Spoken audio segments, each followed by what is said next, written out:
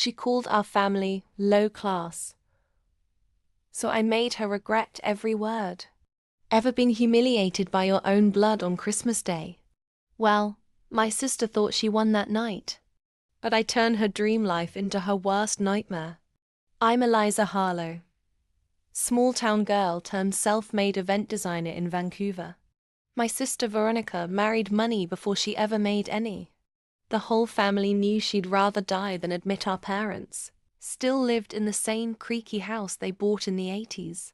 So when she invited me for her big Christmas gala at her shiny lakeside mansion, she texted, "Don't bring your low-class family over.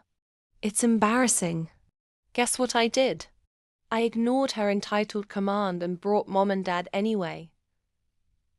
Dressed to the nines in the best clothes I could afford. For a moment, it was magical. My parents danced under the fairy lights. But Veronica couldn't stand the sight of them laughing with her rich friends. She tapped her champagne glass and said loudly, "Some people forget this isn't a charity event. Maybe next year we'll have a proper guest list." Everyone stared at my parents like dirt under their designer shoes. My mother's hands shook so hard she dropped her wine glass. My father held her as tears slipped down her cheeks. Something snapped in me that night. I didn't scream. I just took my parents home, swearing they'd never be humiliated again. For the next year, I worked in silence.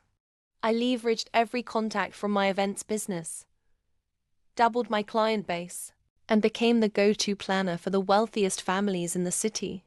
Meanwhile, Veronica's reputation took tiny hits.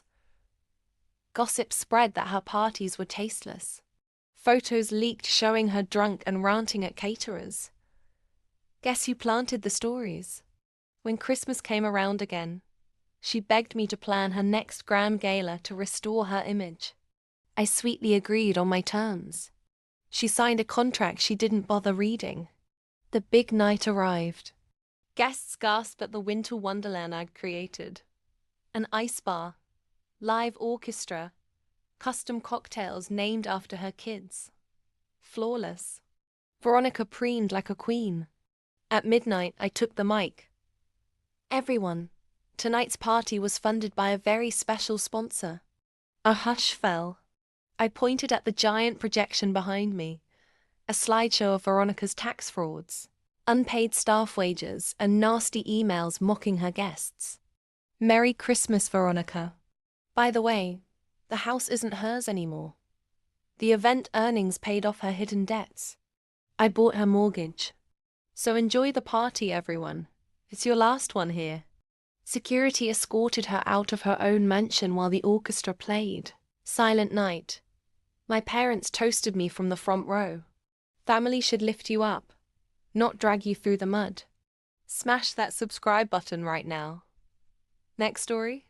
How I made my cheating ex pay my parents' mortgage for life. Stay sharp, stay kind, and never let anyone call you low class.